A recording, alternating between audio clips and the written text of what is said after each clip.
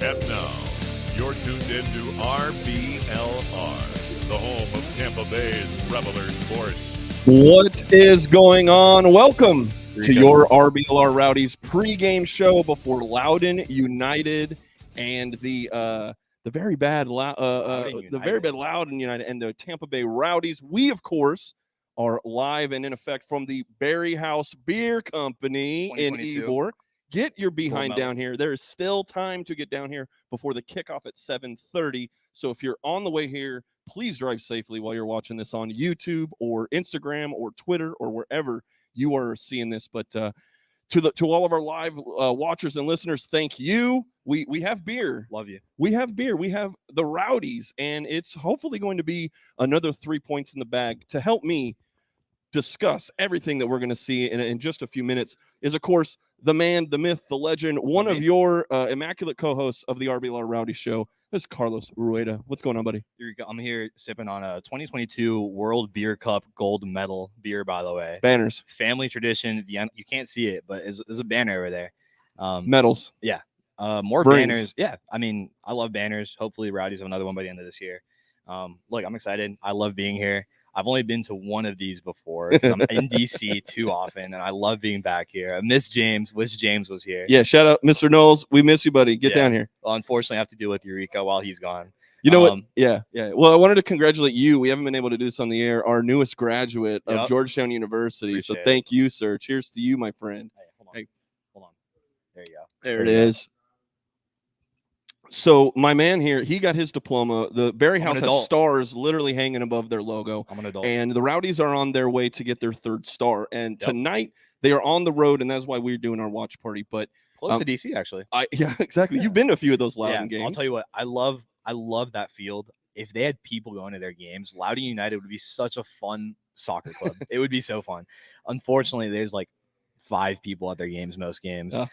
I've enjoyed it. It's been a lot of fun, but it's only been fun because the Rowdies are winning those games over there. And hopefully that keeps up today. And we'll talk about that in just a second. Speaking of that, that's my first question to you is they've been a little up and down on a road trip. They had one night to kind of stay at home with some home cooking, killed it in front of the Al Lang faithful. They went on the road and they earned another 3 points, but it wasn't exactly the most exciting fanfare of a game. Yeah, it was ugly.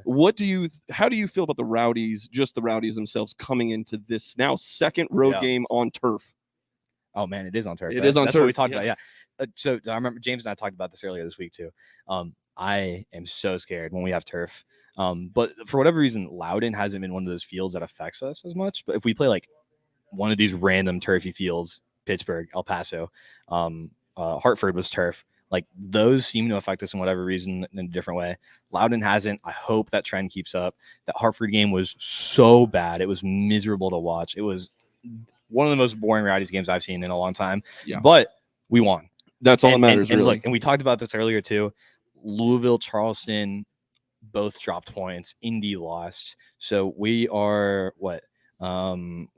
not much further behind Louisville, Charleston, Indy anymore. If we win this game, we're in prime position. Charleston has 2 games that they've played Oh, sorry, the beer's getting to me real quick.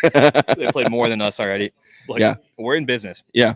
We can make our way up the table with a win tonight and still have a game in hand on Charleston. We can close the gap on Louisville. It's going to be a really, really big one. There's going to be maybe 15 people in attendance for Loudoun. But I'll tell you what, it's a big, big game for us regardless. Who cares about what Chile, Canada, Peru, Argentina? This is the game of the night right here. So my second question is, what do you think are the biggest question marks for like what do you think the Rowdies needed to do that they weren't able to do last week? I mean, we did pull off the 3 points. However, if they play that same sort of style, I don't know if if they could pull another rabbit out of their hat. Yeah. So what's your big question mark for this game? So this is what I've been thinking about this for a little bit actually. Yeah. I don't think Loudoun is going to play the way Hartford did. And the way Hartford plays when they sit back, when any team that's like significantly like quote unquote worse than us, right? They're going to sit back, kind of absorb the attack, and we're kind of just pushing, making these passes don't really get anywhere. Manjoma's throwing in crosses into the box that don't really get anywhere. Arteaga's not it's not clicking. But Loudoun has been a team that, from what the little bit I've seen, they come out more. They're going to try and attack. They're playing at home, and I think they have a bit of confidence on them. They're not in a terrible run of form like they usually are. They've actually gone the last 5 games with only the last 5 league games have been undefeated. It's 3 wins, 2 draws. The last 2 draws were against Miami and Loudoun. Yeah. Miami and Las Vegas. Las Vegas. Yeah. And not great teams. So I'm not saying this is a really good team by any means, but certainly a team that's playing with a bit more confidence than they would have just last year or the year before. So take this with a grain of salt. But I think this is a team that's going to come out a bit more. They're going to attack a bit more. They're not going to be as scared as some of the teams we've played in the past that might have this gap between us in the table. I don't expect them to sit back. But if they do, I can be wrong, and you can come to the watch party and punch me in the face for being wrong. But my point's that's going to be my prediction of the night. I think they're going to play a different game, and it's going to give us room to kind of come out a bit more, play a bit more of a fluid game that we like. Yes. I think we're sometimes uncomfortable when we have too much possession. And I think that's kind of what we saw against Hartford. We have so much of the ball that we kind of give away these silly counterattacks, almost lead to goals, and we can't find our own, rhythm. So I think that's gonna be the difference tonight. I don't think we're gonna change too much about how we play. Yeah. I think the opponent is gonna be different enough, and it's gonna favor us slightly just the way they play. I don't think we need to change anything. This is something that James and I talked about earlier this week too. Coach Nielsen's just got to be in the lab a bit, working about how to break down teams that do sit back like that. Yeah. So I don't think that's gonna be the case with this team. Maybe it is, but I really don't think so. It seems like a different team than Hartford, and we can talk about some of the Loudoun players. We will in just a few. We'll get into players to watch. Okay. But yeah, I think you make a break point.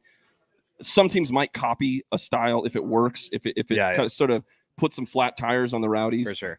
But I think most coaches and most teams want to play 80% their style and 20% against what the opponent's making. So I think, again, like you said, open format absolutely favors the Rowdies. And let's talk about our players that will be playing. First, we'll get into our availability report. Unfortunately, Leo Fernandez is still dealing with that calf injury.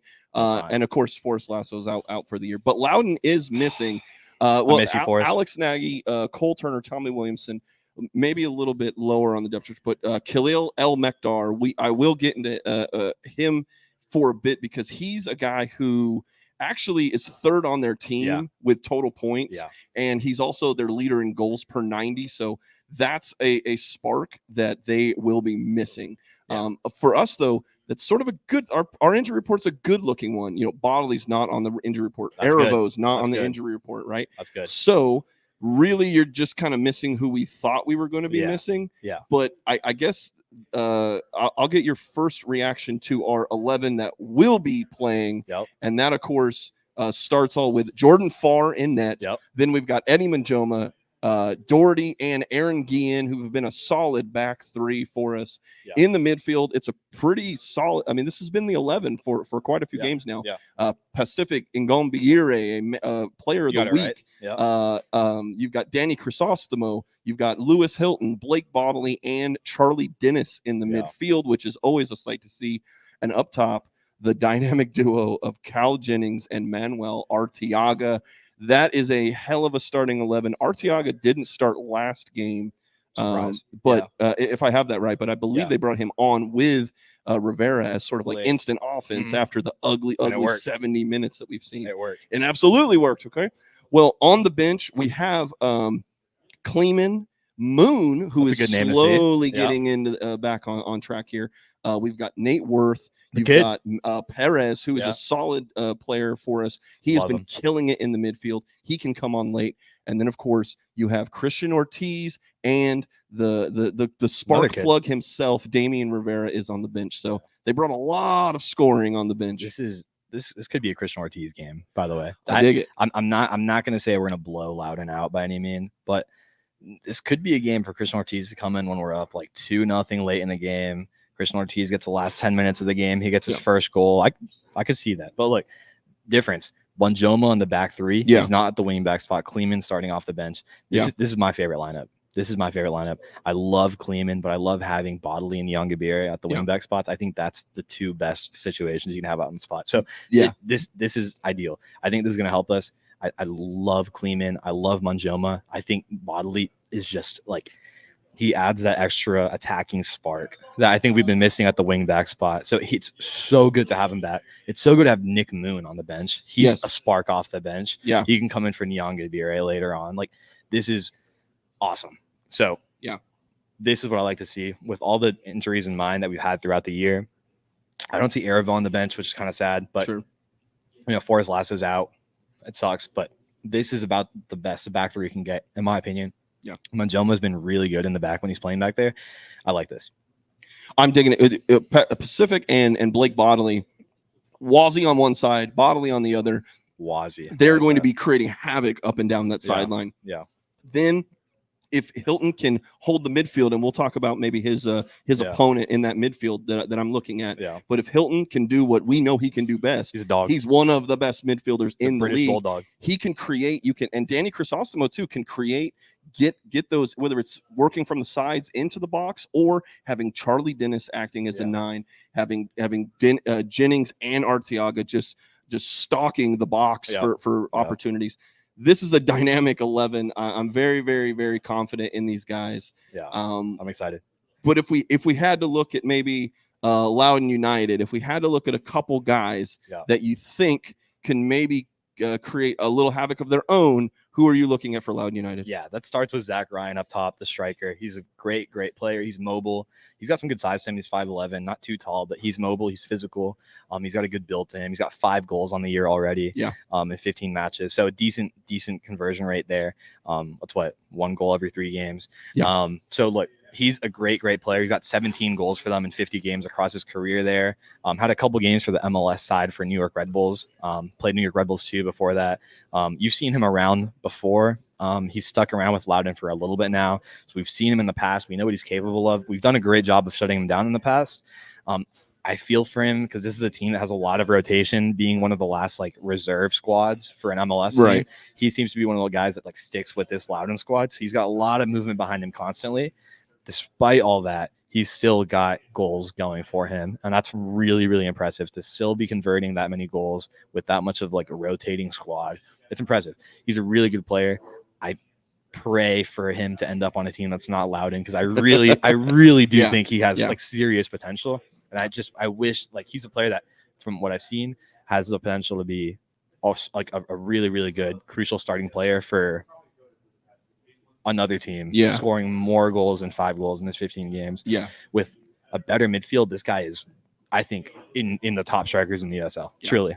But again, external factors aside, fantastic player. He's got a decent enough midfield behind him we can talk about in a second. But he's really good to watch just on his own. So their main attacking threat right here is Zach Ryan. Keep an eye on him. We're going to have to be physical with him in the back. He's not too tall, like we've said. So I think that's why Robbie Nielsen might be a little more comfortable putting in Manjoma back there instead of Kleeman. And I love that decision. I think it's great to have these game-to-game decisions. This is a good one for me. Yeah, Zach Ryan, definitely a guy who is always, pretty consistently solid. If you look at his stats across the league, he is in the top 90th percentile in scoring and shots on target. He's also a really good passer. He creates chances for this team, but he's not a very good defender. So when we're on our side, if we can if needed to, I think we can create if he's the guy on the high press. Okay, if they decide to like press us really high and be more open, that, like you said earlier, it opens up a lot of opportunity for us. Okay. The other thing too, he does get some yellow cards every once in a while, so he's a little bit of a fire starter. But you said it. He's got some attitude to him. If there was one guy that we wanted to worry about as a scoring threat, it's Zach Ryan, who led the team last year with 10 goals, has 5 goals already. There's one more, and that's guy. Saying a lot for this team, to be honest with you. Yeah. There's one more guy, and I think we have the same guy in mind. Okay. Florian Velo. I'm going to throw him in here as another threat. Veteran. He's been a bit around. I mean, like I mentioned earlier this week with James, he's had some MLS experience. He's played for Cincinnati, Red Bulls. Had actually over 60 caps for Miami FC, the Miami FC.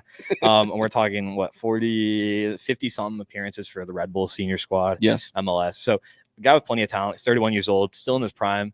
And he's got plenty of attacking threat to him. He's got 3 goals, 3 assists this year already in his 14 games.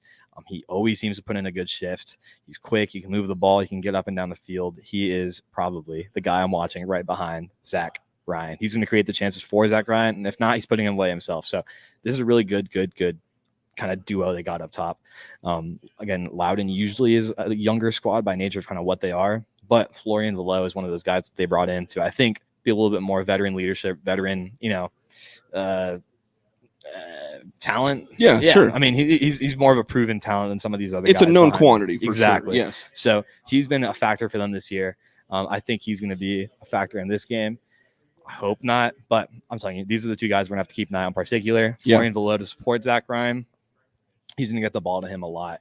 Because, again, this is a team that's not scared to come out of the box a bit or to come out of their own half. They're going to attack, and we're going to have to be ready for that. And I think we are. With this lineup we put out there, I'm not really scared of anybody in this league, particularly a Loudoun squad that's still finding their identity a bit, but to their credit, has found it more this year than maybe in the past couple of years combined. So. Well, I think Florian Velo, too, brings that. I mean, he's only been here for 7. You need a re-up. We'll get to that in a second. But he's always in great form. I mean, it's always good to great form. He has been man of the match a couple times in the last month for this team. For sure. But what he can do not only is score, but it's dueling, it's battling in the midfield. He's a dog. He's absolutely a problem that Hilton and Chrysostom, I think, are going to have to neutralize in the midfield. Otherwise, they are going to create a chance. They are going to make it happen. Hilton's suited for that too. Hilton, I mean, we know Hilton's one of the best center midfielders in the league. One of the least talked about for how much talent he has. He's going to shut this guy down, I think, pretty well. So I'm not concerned. Maybe I'm speaking a little too out of turn. The game hasn't started yet, but that's my prediction. I feel like we're going to do well. I think this lineup in particular can beat any team in the league. I certainly think they can beat Loudoun. Now, you predicted a 2-1 victory on this week's RBLR Rowdies podcast, which you can absolutely like, subscribe, and follow and get every single week. James Knowles and Carlos Rueda, they bring the heat every day or every week in the off season, you name it. So if this is your first time checking us out, if you saw that little live button, welcome to the party. You could still get to the real party here at BarrieHaus Beer Company right off the Ybor Strip. We literally have merchandise to give away from the RBLR shop. We've got stuff from the Rowdies crew. We've got a ton of stuff. We are missing only you. Get your butt down here. Award-winning beer. The amazing Tampa Bay Rowdies. He's about to get one of these pitcher specials we have. We have a few beers that are on $20 pitcher specials. You can get literally gold medal, top flight, first top flight beer. Banner beer. For very little money. So get your behind down here to BarrieHaus. If there's one last thing to say, you did say 2-1 to win. I said 2-0 to win. Is there any you want to change your prediction? Or are we going 4-1 to the lads? I want to change it to like a more of a blowout, but I'm not going to. Just I'm going to put that out there. That's what I'm thinking. I'm not going to be my prediction though, because then it'll backfire. I don't like James isn't here. He brings the negative energy. He's a realist. Yeah, he's a realist. I'm not going to be too positive and let this backfire on me live from BarrieHaus Beer.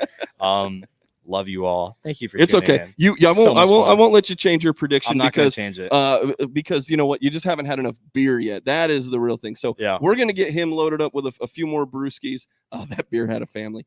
You can still get down here, but thank you for watching. We're about to kick off in just a few minutes. Your Tampa Bay Rowdies going to defeat the Loudoun United. So from all of us here at the BarrieHaus, we say thank you for watching. Like, subscribe, follow us, and get down here. Let's drink some beer. We'll see you later, guys. Gold medal. Woo. You can hear it? Get down here. I'm literally giving away free stuff. We're giving away free shirts. If you specifically don't come, I'm going to take it. I'm okay with It's your fault if we lose and you didn't come.